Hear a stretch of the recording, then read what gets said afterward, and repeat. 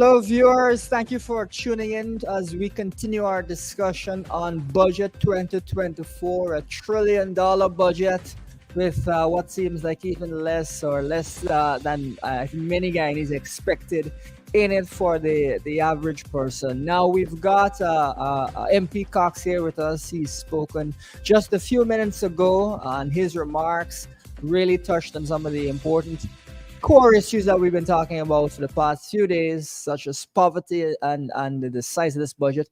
MP Cox, you made some really, I think, interesting remarks. We're looking at a country where we've got the 10th highest GDP per capita in the world, adjusting for prices.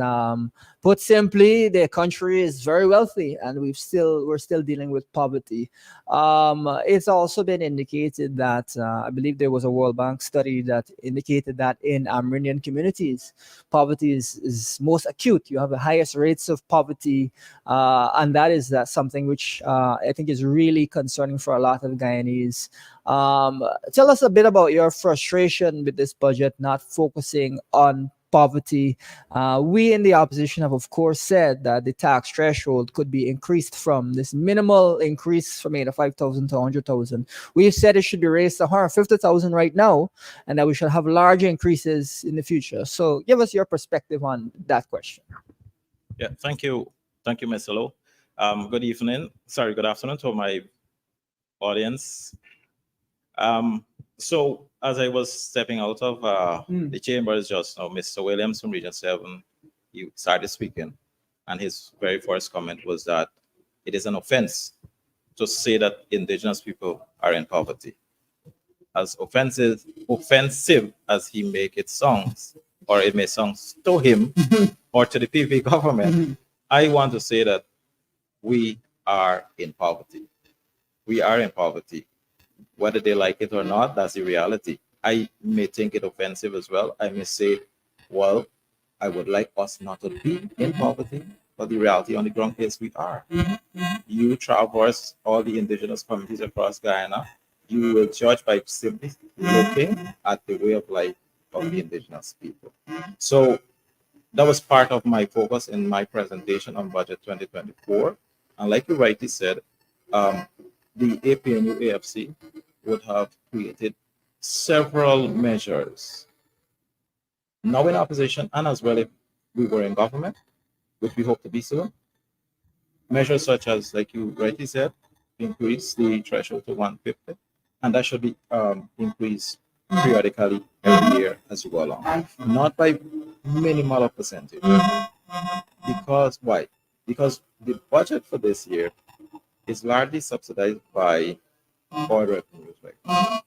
And so if you're gonna accumulate all of that, well, then there are more open interests, there are more open doors to ensure that you cushion poverty in all sectors of society. That's one. The one that every guy needs to look out for is increase in salaries. Simply increase in salaries.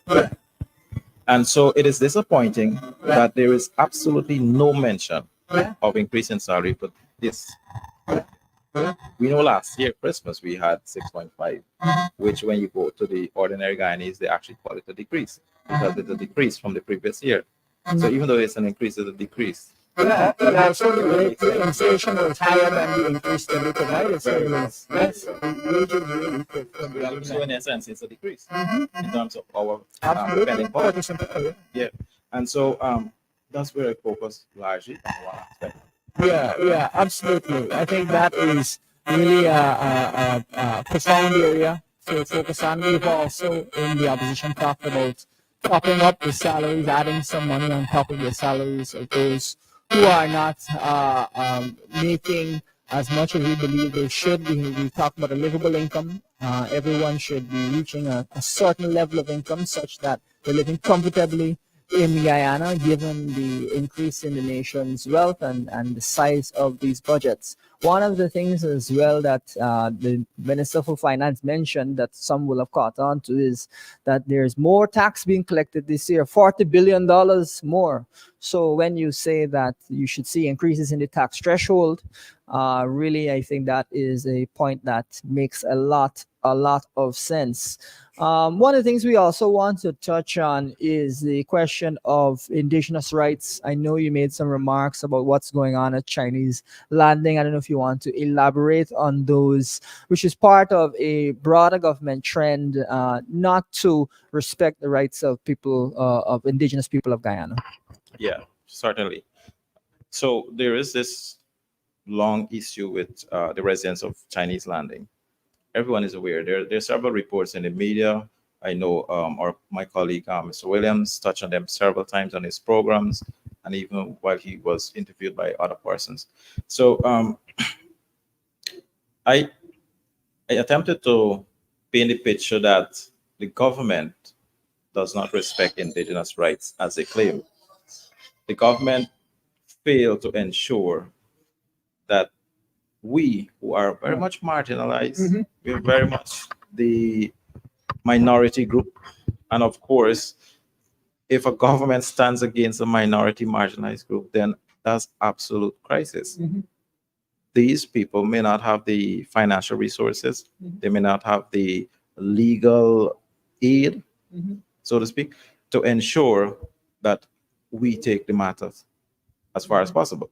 But what I want to say though is that I'm very proud of the residents of Chinese landing, ensuring that their rights be heard. Um, when it comes to indigenous rights, it's clear. It's clear in the Amranian Act. It's clear in the Amranian People's Association document that been circulated. We are disappointed in Region One that even as we speak on this issue, government is attempting to withdraw the precautionary measures. I think the Honorable Gail Teixeira wrote to have it be withdrawn or something like that. And so I'm saying that in itself is blatant disregard, disrespect to the indigenous people of Chinese landing. Mind you, this is not happening only in Chinese landing. It's happening in other indigenous communities on a maybe minimal level, but it's happening. And so what we're saying here, government must ensure that as they claim, the indigenous people is foremost there. I can't recall the word that was used by one of the members, but it means that the indigenous people is theirs. Well, if that's how you tell me that the indigenous people is yours, well, then we don't need to be yours because it's very disrespectful. Yes, absolutely, absolutely. And we've seen this trend by the government where they will side against Guyanese in the courts in many different areas, even in the area of oil and gas and the environment, where they joined with the operator of the offshore oil fields against Guyanese getting a parent company guarantee for oil and gas operations, which I think shocked many Guyanese because it meant that we would have less protection in the event of an oil spill. That is just another really incident of the government focusing on private interests and not focusing on Guyanese, and in that way, I think acting in an unpatriotic fashion. What we've also seen where indigenous people's rights have not been respected is the issue of carbon credits and the allocation of monies for carbon credits, where indigenous peoples, there was a lot of question as to whether there was adequate consultation on that issue. I know that is reflects the same attitude that you're seeing in Chinese landing. I don't know if you had any comments. Very, very much so. That was one aspect in my presentation that I did not get to reach, and that's a total crisis by itself. Monies are being expended. If you notice in my speech, I said it's not about the numbers. The numbers are there, right? But to be honest, these monies are not benefiting the indigenous community in the manner in which they should. So on that level, I want to say budget 2024 is not people centered and Yeah. certainly not indigenous people centered. And for those reasons, we Yeah. cannot support budget 2024. All right, thank you very much, MP Cox, and we'll cut over to live commentary. Teachers and disciplined servicemen. and women. While the colossal $1.146 trillion budget is my primary concern today, the lack of balance in allocations, particularly towards human capital development and support for vulnerable taxpayers, leads to my inevitable non-support. As I acknowledge the importance of infrastructure, my constructive criticism emphasizes the crucial need for emphasis on human capital development for sustainable growth and development. As we enter the fourth full year under the current regime, marked by public dissatisfaction, the financial landscape projects an unprecedented expenditure of $3.332 trillion by the end of 2024. Anticipating supplementary budgets, this raises a fundamental question. What is the real impact on citizens' quality of life? It compels us to explore beyond the surface and uncover the genuine story, recognizing that this budget, like a book, demands to be read beyond its cover. Mr. Speaker, the 6.5% taxable salary adjustment, or as some prefer to call it, a decrease, stands as a disheartening chapter in our nation's history. Allow me to present figures that underscore the apparent indifference of the current regime. In 2015, when the APNU-AFC assumed office, a one-time salary increase was granted to ministers of government, elevating senior ministers' salary to $870,000 and junior ministers to $696,000. It is worth noting that no further increases were provided in the years 2016, 2017, 2018, and 2019. And the APNU-AFC ministers left office in 2020, maintaining the same salary levels. During this period, the PPPC criticized the salary as fat-cat salaries, pledging not to accept such increases and advocating for a 50% increase for public servants. Fast forward to today, and we witness senior ministers of the PPPC receiving a salary of $1,070,000 and junior ministers receiving a salary of $856,000. Since 2021, the PPPC has augmented what was previously dubbed a fat cat salary with an additional $200,000, making it an overweight or an obese cat salary. This raises a simple question to our hard-working, tax-paying citizens. How many of you received the $200,000 salary increase from 2021 to now? While our dedicated public servants, disciplined servicemen and women, teachers, doctors and nurses, the pillars of our nation, contend with the rising cost of living, government ministers sit comfortably in their offices receiving an obese cat salary. Additionally, allowances totaling $800,000, bringing the total monthly remuneration of ministers to an astounding $1.87 million. And the very people who are receiving this obese cat salary vehemently criticized the APNU-AFC ministers who are receiving a fraction of that figure. Yet we are expected to be grateful for the 6.5% increase, which was taxed and claims that the public purse cannot afford more. Mr. Speaker, let's reflect on our nation's budget history, particularly its impact on hardworking citizens and the minimum wage. In 2015, the APNU-AFC government, with a $221 billion budget, raised the minimum wage by $10,460. showing commitment to people's welfare. Subsequent years saw commendable increases, with the minimum wage reaching $70,000 in 2019 under our 5 budgets, bringing minimum wage to a $30,000 increase in 5 budgets of the APNU AFC.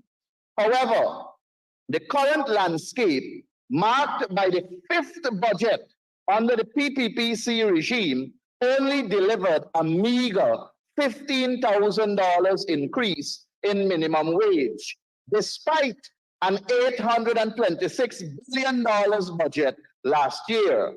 With a budget of $1.146 trillion this year, there is no minimum wage increase.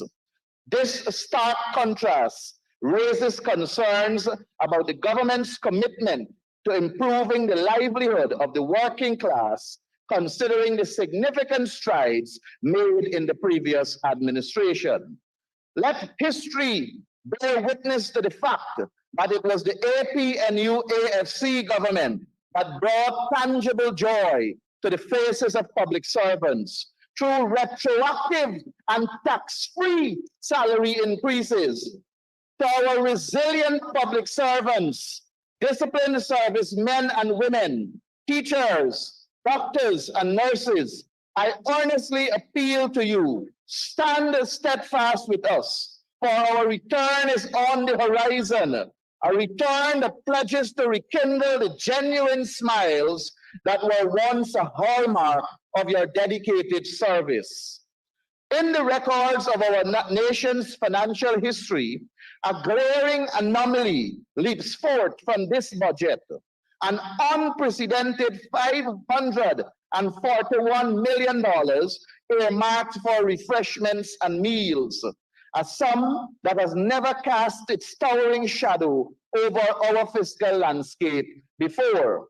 Behold, Mr. Speaker, a grand feast laid out for the powers that be in the impending year of 2024. So, Mr. Speaker, what we have is a group of people eating lavishly with absolutely no expenses, fully protected by the state, receiving an obese cap salary, and uses their office to make their friends, families, and favorites as rich as they are. Meanwhile, the toiling masses of ordinary, hardworking Guyanese find themselves shackled by the weight of a punishing reality, striving tirelessly to make both ends meet. A sad Guyana indeed, sir.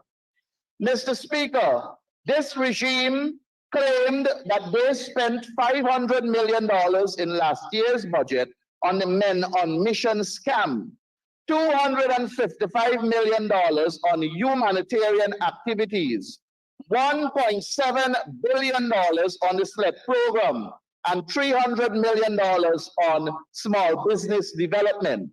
This year, they have budgeted another $500 million for the Men on Mission scam, an additional $255 million on humanitarian activities, $5 billion on the SLED program, and $450 million for small business development, with over $7 billion allocated for cost of living reliefs. While these figures may sound promising, they create an illusion of inclusion. I challenge this regime to provide the public with a list of beneficiaries for the $500 million Men on Mission scam. Show us how it was spent, and you will see that it did not benefit the poor and vulnerable. Prove me wrong that it was not pocketed by the already wealthy. Show us the recipients of the $255 million allocated for humanitarian activities. Provide a breakdown of the $1.7 billion SLED funds and disclose the beneficiaries of the $300 million small business development. This government has failed to produce proper documentation and verification of the spending of these significant sums of money, indicating that these funds were directed towards the regime, their cronies, families, and lackeys, essentially constituting slush fund monies. Mr. Speaker, had they genuinely conducted a study and honestly assisted the deserving poor and vulnerable, we would not witness widespread cries across this country about the cost of living. And from Region 1 to Region 10, people are crying out. The only individuals praising this budget are the wealthy, who don't worry about daily expenses or caring for the poor people, children. Those residing in fancy mansions with a luxury of security and lights while they sleep are the ones benefiting. This budget, in essence, serves to make the rich richer and the poor poorer. Shifting the focus to the Ministry of Local Government and Regional Development, a bastion that spans the entirety of Guyana, warrants critical examination. Notably, I must acknowledge the removal of a person I deemed not only notorious, but diabolical, as I advocated for the resignation of that notorious individual earlier last year. Today, we stand in the aftermath of that demand being met, an achievement heralded by many, particularly our young indigenous boys and girls.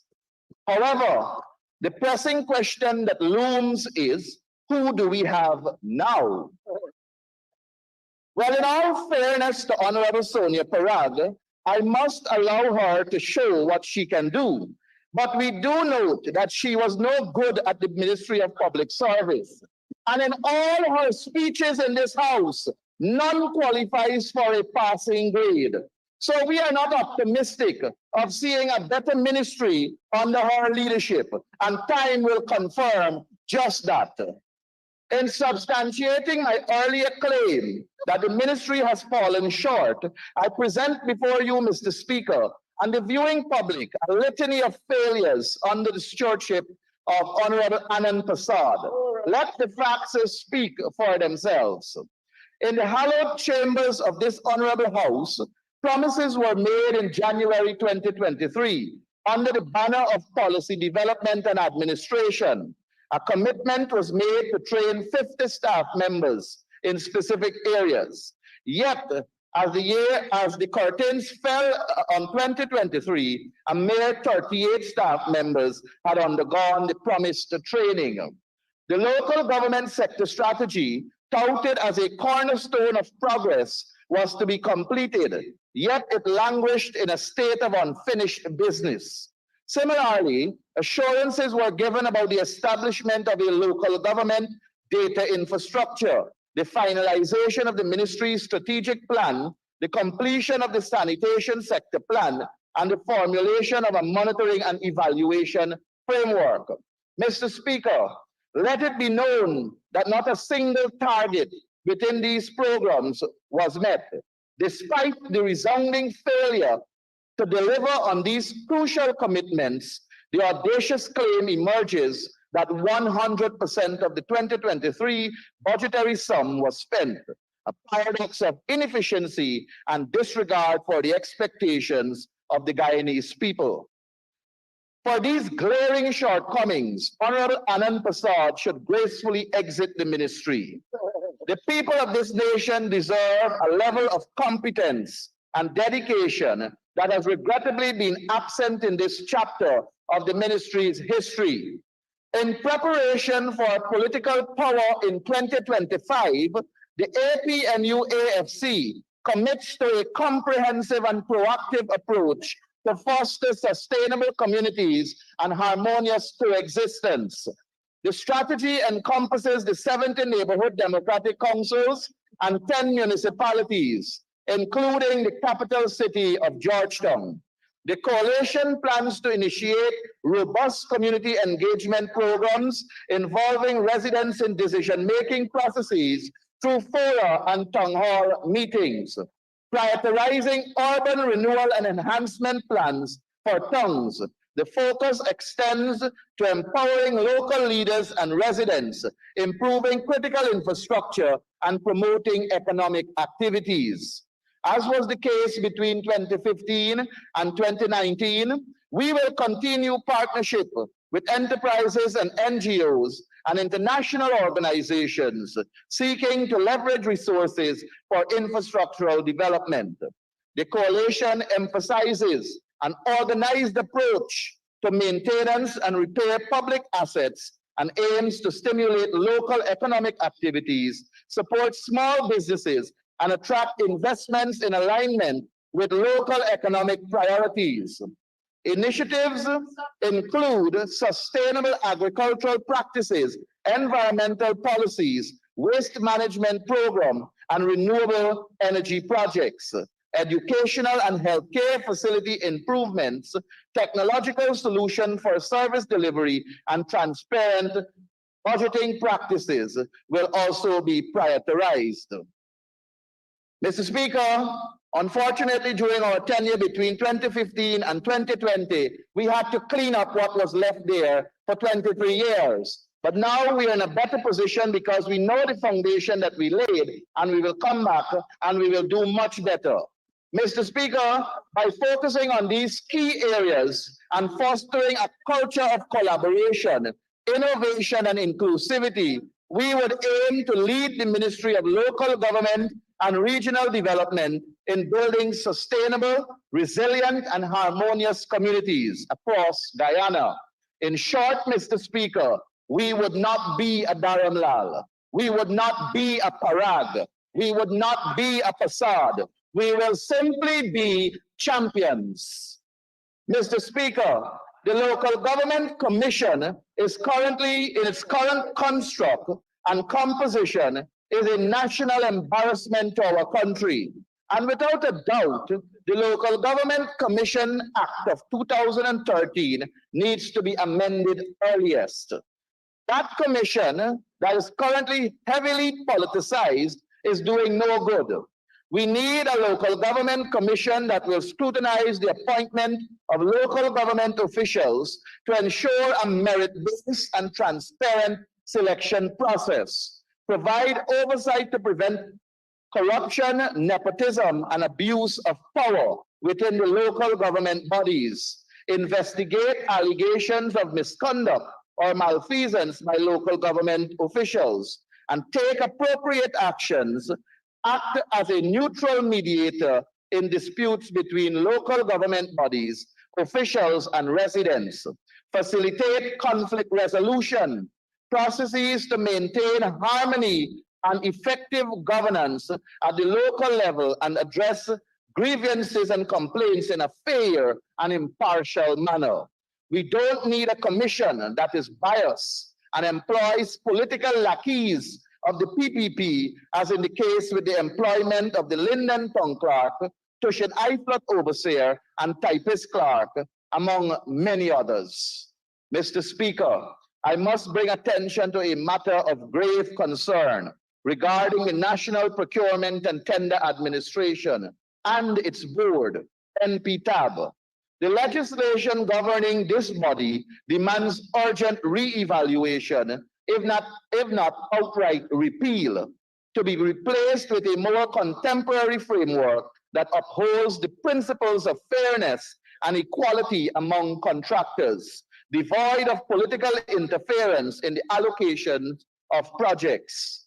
A glaring example that demands scrutiny is the allocation of billions of dollars for the construction of 4 pump stations at Bellevue, Metemerzorg, Podrine, and Jimbo Grove. While the public witnessed a substantial number of bids for each of these projects, 26 for Bellevue, 27 for Metemerzorg, 30 for Jimbo Grove, and 23 for Podrine, the subsequent award of contracts raised eyebrows. In a puzzling turn of events, when inquiries were made regarding the decision-making process, it became apparent that the lowest, most responsive bidders were not granted the contracts. The National Procurement and Tender Administration Board defended their actions, citing that out of the 26 bids received, 13 were deemed non-responsive, particularly in the case of the Metemerzorg pump station. However, the situation became even more alarming when examining the Jimbo Grove and Bellevue pump stations. Astonishingly, the NP tab acknowledged that the second lowest responsive bidder and the third lowest priced responsive bidder were awarded the contracts from the same 26 bids received for the Metamizorg pump station. This admission wordlessly confirms that the lowest responsive bidder for the Jimbo Grove and Bellevue pump station were disregarded. The lowest, most responsive bidders were disregarded. This re-evaluation raises serious questions about the transparency, fairness, and integrity of the procurement process overseen by NPTAB. It is imperative for the government to recognize the evident flaws in this body, characterized by potential mismanagement and a departure from the principles of meritocracy. Many contractors complain bitterly to us about almost on a daily basis. And yes, there is a measure in the Procurement Act to address contractors' complaints, but that is basically putting those fat cats over there to watch milk. Mr. Speaker, let us not fool ourselves. In the interest of good governance and the well-being of our nation, it is paramount that we collectively address these concerns and work towards the establishment of a revamped, accountable, and impartial procurement system. The current trajectory, with its potential for further deterioration, warrants immediate attention and decisive action to restore public trust in the procurement and tendering processes of our beloved country. As I stand at this microphone, I cannot let the unfolding drama surrounding the Public Accounts Committee escape unaddressed. The Honorable Bishop and Teixeira, in their attempts to justify their conspicuous absence from PAC proceedings, frequently assert that the opposition's desire to expedite examinations is the root cause of the issue. They argue that the 2019 fiscal year remains untouched by the National Assembly's scrutiny, conveniently pointing out that the current PAC has convened more frequently than its counterparts in the 10th and 11th Parliament, spanning from 2011 to 2020. Allow me, Mr. Speaker, to reiterate a truth that has been spoken before and will continue to be spoken. The PAC of the 12th Parliament explicitly agreed in one of our meetings that Mondays would be our statutory meeting day. This decision was not arbitrary. It harks back to the tradition of previous PACs that convened on that particular day. Notably, the PAC of the 11th Parliament was chaired by His Excellency the President when he held the position as a member of Parliament. Back then, the quorum requirement, as it remained until April 2022, was any 3 members. The infrequent meetings of that PAC contributed significantly to the quagmire we find ourselves in today. From 2015 to 2020, the PAC only managed to complete one Auditor General's report, the 2015 report. When we assumed control in December 2020, we had to pick up the pieces from the Auditor General's report of 2016 in the year 2021. It's worth noting that all previous PACs could have afforded to meet less frequently because they were up to date with the examination of the Auditor General's report. The PAC of the 10th Parliament, chaired by the Honorable Carl Barrington Greenwich, is a perfect example, which diligently completed Auditor General's report for the years 2009, 2010, 2011, 2012, 2013, and 2014. This occurred despite the prorogation of the Parliament, lasting just 3 years. In stark contrast, The PAC of the 11th Parliament had a full 5 years, but managed to complete only one report. Now, in its 4th year, this PAC has seen changes in quorum requirements, completed just one report, the 2016 report, and grapples with difficulty convening due to the reluctance of 2 government ministers to have the 2020, 2021, and 2022 Auditor General's report scrutinized. Roughly 30 meetings had to be cancelled. I remember, you've had 3 infractions so far. The last one is an imputation on the 2 ministers, right? You can impute. So the other 2, I will say, when you mentioned those fat cats over there, the standing orders are quite clear that you refer to members on the opposite side as honorable or comrade, right? And then there was an earlier one with respect to the use of term. So let's continue. You're going well so far. Thank you, sir. Roughly 30 meetings had to be cancelled due to this obstruction. Yet the PPPC expects us to believe they champion transparency and accountability. The solution is straightforward, Mr. Speaker. Either we revert to the previous quorum requirements, or the 2 ministers must yield their seats to others, less purportedly busy members from their side. They are experienced individuals like Honorable Jennifer Westford and Honorable Dr. Berry Ramsaran, and others who seem to do nothing more than occupy seats in this House.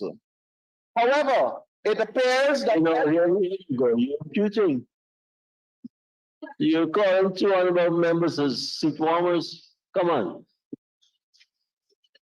However, it appears that the Honorable Edgell and Gale, by title, believe themselves superior to their counterparts, but yet lack a fundamental understanding of their responsibilities at the PAC. It's time to navigate beyond these political theatrics and refocus on the core principles of accountability and diligence in the service to the Guyanese people. Mr. Speaker, I must address the harsh reality affecting Region 3, specifically focusing on the island of Wakenham, a stronghold of the People's Progressive Party Civic. Noting the time constraints understandably imposed on me, my colleague, Honorable Beverly Allard, will focus on other communities. During our time in government, Wakenham witnessed a significant development, including 100% asphaltic concrete roads, extensive sea defense projects, street lighting, a fully functioning hospital with 2 resident doctors. The agriculture sector thrived with fair equipment usage, and the police operated without political interference. Educational facilities were upgraded, and access to services became more efficient and equitable. However, the current state of Wakenham is alarming. The hospital lacks a resident doctor, leading to incidents where 4 individuals in the most recent past were declared dead by a nursing assistant, and the mortuary struggles to accommodate bodies. 2 dangerous PPPC brothers on the island exert control over the excavators, police operations, hospital management, and fund distribution, favoring only selected PPPC supporters. This unfair treatment and malpractice inflicts hardship on ordinary Wakenham residents. I urge the people to reflect on their choices as they hold the power to rectify this situation. If the status quo persists, the people must recognize their role in creating these issues. To bring about fairness and proper management, I implore them to make the change and vote for APNU AFC the next elections, shifting towards improved governance for Region 3 and the entire nation. The state of Lenora Cottage Hospital is a testament to the neglect under the PPPC's watch. Oddly, the head of this hospital sits comfortably in this house, But like a backbencher, reading from a script, she can only utter praises for the PPPC. God forbid she voices any criticism. She knows she'd be replaced in the blink of an eye. That's In the blink of an eye, we need an extension. Thank you, Comrade Speaker. Comrade Speaker, I move that the honourable member be given 5 minutes to conclude his presentation. Thank you, Honorable Chief Whip. Honorable member, you may continue. Thank you, sir. That's the PPPC modus operandi. Papa Jagabat's word is law, and any dissent will exile you to a corner to rot. It's time to expose the charade and demand accountability for the neglect and mismanagement in region number 3. Mr. Speaker, in a $1.146 trillion budget, there are alarming reductions in capital expenditure for education delivery across 8 regions. None of us wants a situation like the one we had in Madhya. But going forward, any regional challenges must be attributed to the education minister, who approved this budget with significant cuts in capital expenditure during a cabinet meeting. Similarly, for health services delivery in regions 4 and 7, there are reductions, reinforcing our stance that this regime lacks interest in human capital development. This budgetary approach raises concerns about the government's commitment to providing adequate resources for essential services, potentially impacting education and the health sectors in various regions. Mr. Speaker, in wrapping up, it is abundantly clear that this current regime must rise above its lackluster performance and do right by all our citizens. The tiresome narrative of enriching the elite while penalizing the ordinary and vulnerable segments of our society must come to a screeching halt. This incessant boast about having the grandest budget in our nation's history, yet yielding little substance for the ordinary citizens, it is nothing short of a bitter pill for the masses to swallow. But fear not, my fellow citizens, for my message to you is straightforward and resolute. We possess the collective power to rectify this situation. All it requires is the removal of the PPPC from the seat of authority. We've done it before in 2015, and for those glorious years, smiles adored the faces of our people. During that time, we bestowed upon the business community the focus and recognition they rightly deserve, all while judiciously balancing decisions to uplift the working class and vulnerable among us. We established a robust accountability system that resonated even with contractors who found the satisfaction in the transparency of the tender board's operation. Our unwavering dedication to community development, education, health, infrastructure, social protection, and the overall well-being of our people was unmatched. The present administration's feeble attempt to measure up to our past accomplishments fall woefully short. Upon our triumphant return to office, we pledge to rectify the multitude of wrongs inflicted by this apathetic regime. Guyana under our watch will not just grow, it will flourish. The PPPC may celebrate in its brief power, but the indomitable spirit of the Guyanese people will prevail. Together, we will usher in an era where the concerns and aspirations of every citizen are not just heard, but addressed. It's time for a brighter future, and that can only happen when the PPPC is consigned to the archives of history. I thank you, sir. Mr. Speaker, Your Honor, I'm asking that the reference to 2 PPP brothers on the island of Wakenham who are PPP leaders be expunged from the record. They are identifiable and they are not in the House to defend themselves. I don't agree with you. Speaking about PPP persons, I can't Two identify PPP them. brothers on the island of Wakenham, sir, Yeah. are identifiable. And secondly, the only thing I was about to, before I call on the next speaker, the other infraction which the last speaker made was calling the name of the former minister of local government who is not here to represent himself. That was identifiable in my regard. Mr. Speaker. As now 3:29, I now call on the Honorable Anand Prasad, Minister in the Ministry of Local Government.